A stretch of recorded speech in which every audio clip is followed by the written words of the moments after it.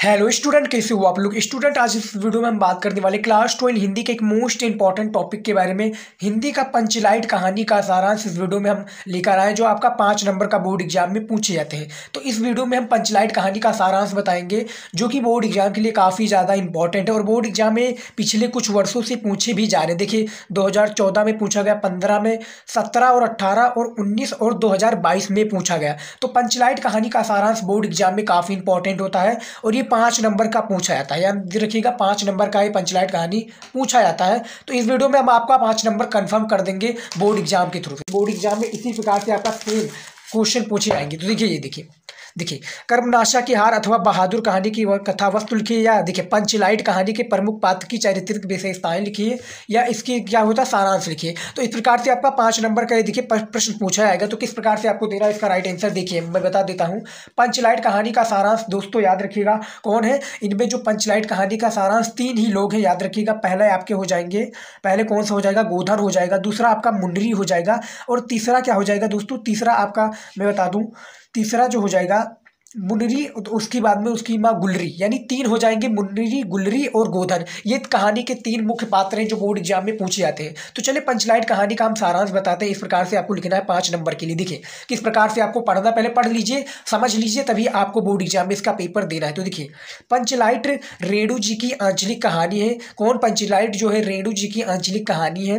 कहानी में बिहार के एक पिछड़े गाँव के परिवेश, यानी जो कहानी में बिहार के एक पिछड़े गाँव के परिवेश का सुंदर चित्रण प्रस्तुत किया गया, यानी सुंदर चित्रण प्रस्तुत किया गया है। ये इसमें बताया गया। देखिए किस प्रकार से, पढ़िए पहले, तब हम आपको बाद में समझाते हैं कि किस प्रकार से इसका एक्सप्लेन करना है। देखिए, महतो टोली में अशिक्षित लोग हैं, उन्होंने रामनवमी के मेले में पेट्रोमैक्स, क्या रामनवमी के मेले में क्या खरीदा, पेट्रोमैक्स खरीदा। ये देखिए क्या है, पेट्रोमैक्स। तो पेट्रोमैक्स खरीदा, जिसे वे पंचलाइट कहते थे। क्या कहते थे, पंचलाइट कहते थे।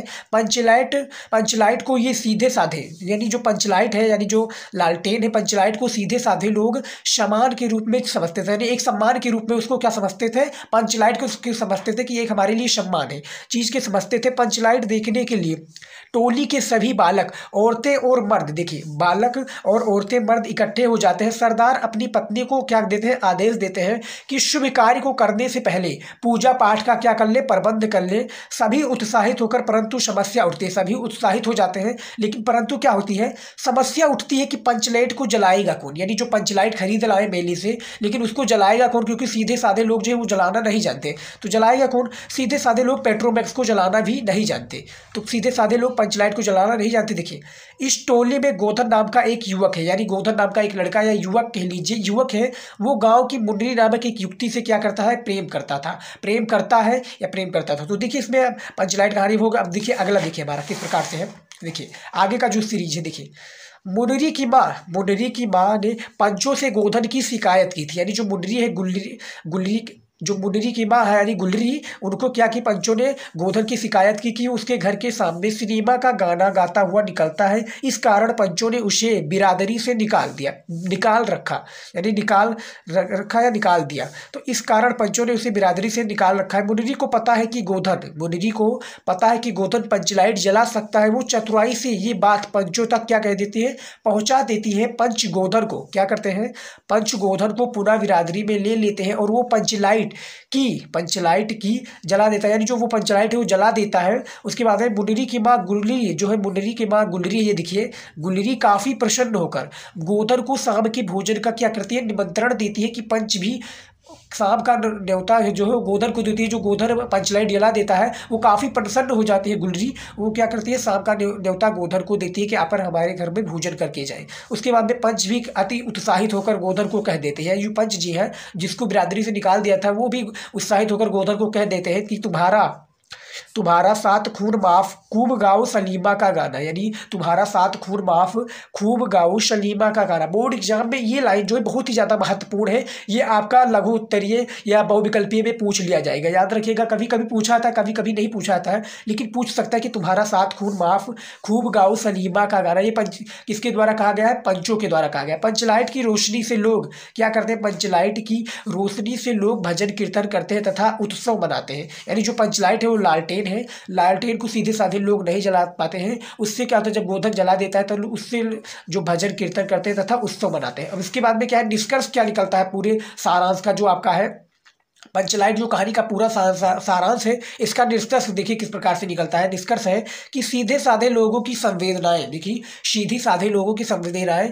वाणी देने में रेणु जी की समर्थ रहे, यानी जो सीधे साधे लोग इसकी संवेदनाओं की वाणी देने में रेणु जी समर्थ रहे हैं। इस कहानी में आंचलिक जीवन की सजीव झांकी प्रस्तुत की है। आंचलिक जीवन की क्या है, सजीव झांकी क्या की गई है, प्रस्तुत की गई है। आंचलिक कहानी की सजीव झांकी प्रस्तुत की गई, ये बताया जाता है। तो सीधे साधे लोग जो संवेदनाओं को वाणी देने में रेणु जी की समर्थ रहे इस कहानी में। अब उसके बाद में निष्कर्ष में आप किस प्रकार से और लिख सकते हैं, इसमें क्या ऐड कर सकते हैं, इस प्रकार से आप लिख दें कि आवश्यकता बड़े बड़े दिग्गज लोग थे उनको भी झुका देती है आवश्यकता। तो आवश्यकता किसका था, गोधन था। गोधन को बिरादरी से निकाल दिया गया था जो कि पंचों के द्वारा था। लेकिन आवश्यकता पड़ने पर, यानी जो लालटेन जलाने, जो पंचलाइट है उसको जलाने पर गोधन को फिर वापस ले लिया। तो आवश्यकता बड़े से बड़े लोगों को झुका सकती है। तो याद रखिएगा आप किस प्रकार से गोधन का, हम देखिए किस प्रकार से हम समझेंगे पंचलाइट कहानी का सारा सब हम असली समझेंगे। देखिए हमने तो इसको समझा दिया, आपको इस प्रकार से लिखना है बोर्ड एग्जाम में, क्योंकि 5 नंबर दिए जाते हैं। 80 शब्दों में इसकी शब्द सीमा होती है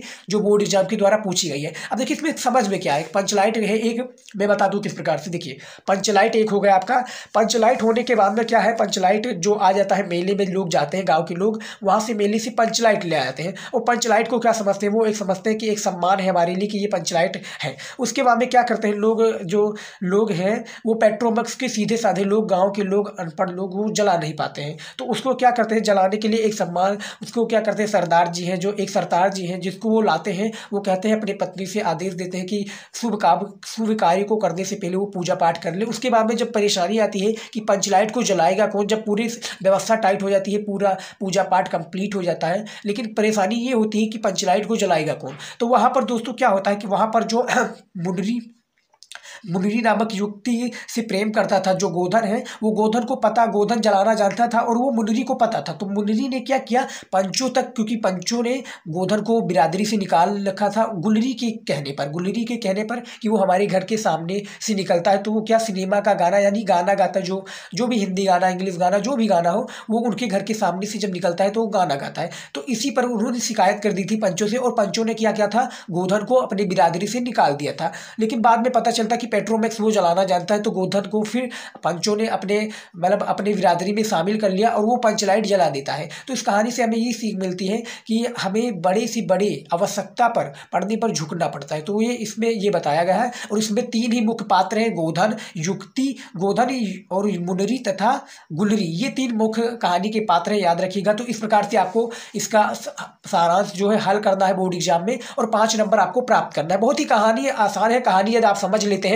सुनकर यदि आपने समझ लिया होगा तो आपको आई होप ये याद हो गया होगा। तो 5 नंबर के लिए आपको इस प्रकार से करना होगा। तो आई होप ये पूरा वीडियो आपको पसंद आया होगा। बहुत ही शॉर्ट में ये वीडियो था और बहुत ही इंपॉर्टेंट वीडियो था। यदि आपने पूरा सुना होगा तो आपको याद हो गया होगा। तो आई होप ये पूरा वीडियो आपको पसंद है तो वीडियो को लाइक कीजिएगा, शेयर कीजिएगा, और चैनल पर नहीं तो सब्सक्राइब करना मत भूलिएगा, क्योंकि हम ऐसे इंपॉर्टेंट वीडियो आपके लिए लाते रहेंगे और बोर्ड एग्जाम की अच्छी से तैयारी हम कराते रहेंगे।